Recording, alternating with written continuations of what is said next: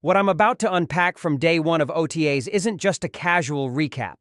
It's a statement, it's a forecast, and it might just be the first real glimpse we get of a franchise in full metamorphosis under the intense spotlight of Caleb Williams and a coaching staff that's clearly setting a tone from the top down.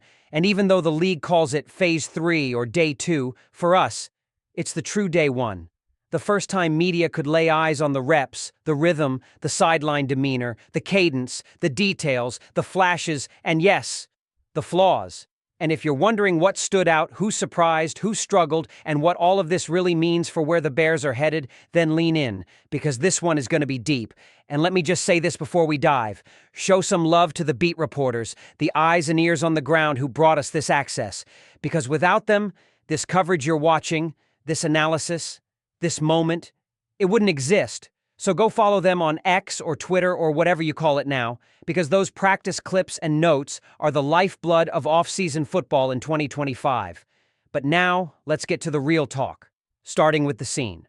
A warm Chicago morning, the grass slick but alive with cleat cuts, and on that field stood not just hopefuls, but the future of this franchise.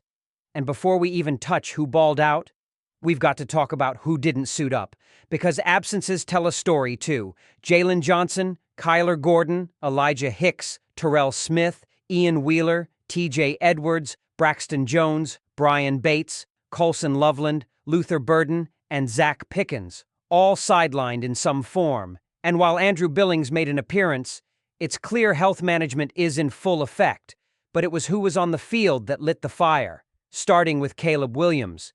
Because let's not kid ourselves, all eyes are on QB1, and even though it wasn't his cleanest day, it was a revealing one. Early in the session, he fired a tight window ball over the middle only for it to be snatched by Tremaine Edmonds, who read the route like a novel he's already memorized cover to cover.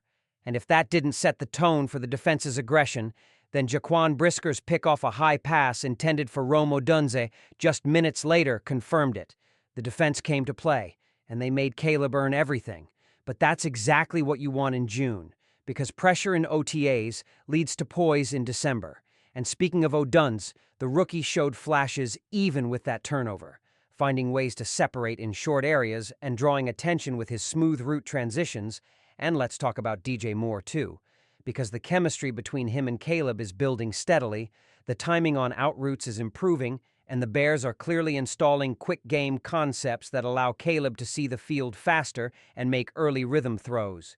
But the more fascinating wrinkle came in the tight end room, because with Colson Loveland sidelined, we saw a lot of Cole Kmet, and man did he take advantage of the extra snaps, showing strong hands in traffic and creating post-catch yardage in a way that makes you believe the Bears are going to live in 12 personnel this year. And for those of you who need a quick crash course, 12 personnel means 1 running back, 2 tight ends, and it's a formation that screams balance but allows for misdirection and matchup nightmares, especially when those tight ends can block and move the chains.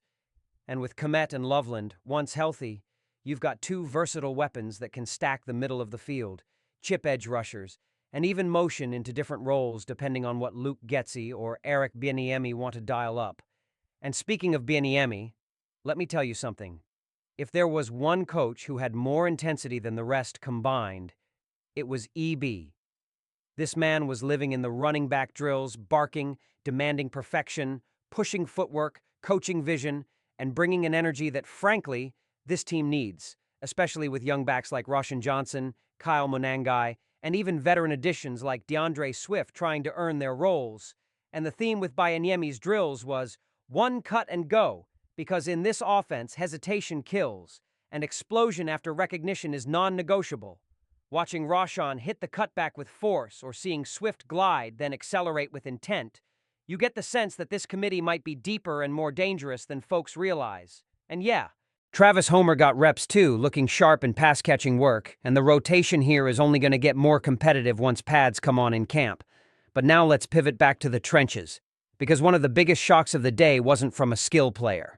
It was from the offensive line, where rookie left tackle Anezi Chidobe Trapilo, yeah, that's a name to remember, got every single first-team rep and held his own against a reloaded Bears pass rush. And what makes this significant is that just last week it was Kira Namagaji taking those snaps. And now Trapillo's getting the lion's share, which might mean the coaching staff sees something there, maybe foot speed, maybe hand placement, maybe just raw upside. But either way, they're testing him early and often. And with Braxton Jones recovering, these reps matter, because if Trapillo continues stacking days like this, don't be surprised if we're talking about a surprise Week 1 starter at left tackle. And let's not forget, Caleb needs protection now, not in 3 months, and the urgency is real. The staff knows it, the players feel it, and you can sense that iron sharpens iron approach echoing through the whole roster. But now let's zoom out and talk about the quarterback room again, because behind Caleb, Tyson Bagent is still taking meaningful snaps, and while he doesn't have the raw arm or twitchy movement that Caleb brings, he looks more decisive this offseason, getting the ball out quicker and understanding where to go based on coverage, which is what you want from a backup. Steady, calm, efficient.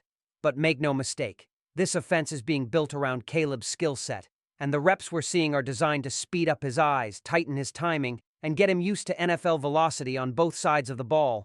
And when you factor in that the wide receiver group has some serious competition brewing, Duvernay, the ex-Raven, quietly making his case as both a return threat and rotational slot target, alongside guys like Velus Jones who are fighting for relevance. Every rep, every practice, every route matters, and then there's the coaching behind the scenes. Antoine Randall working double time to refine route detail, foot placement, shoulder leverage, making sure the little things are sharp now so they don't cost them 6 points in October. And all of this is happening while the defensive front, especially the linebackers, are flying around, showing disguise, communicating loudly, swarming to the ball, and making it a nightmare for any quarterback trying to read the field with less than 2 seconds of clarity. And what I love most is the tempo, the structure, the way the team is managing reps. They're not trying to overload guys. They're building with intention, allowing competition to breathe without chaos. And from the outside, that tells me the coaching staff is confident in what they're teaching. But let's keep it real.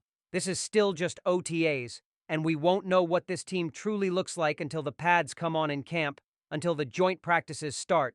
Yes, they're planning 1 or 2, and until the preseason matchups begin, because that's when the running backs will get hit, the linemen will get tested in Live Pass Pro, and the true depth of the roster will be revealed. But if you're asking me what the tone was from day one, aggressive, competitive, intentional. You can feel that this isn't last year's Bears, it's not even last month's Bears. This is a team being reshaped in real time, and every practice rep, every coaching scream, every misread or interception is a data point in a bigger formula. And if you're not watching closely, you're going to miss the turning point. But we're here for all of it. And this is just the beginning, because we've got more OTAs, than minicamp, than the beast of training camp, and through it all, we're going to bring you breakdowns, all 22 film study, and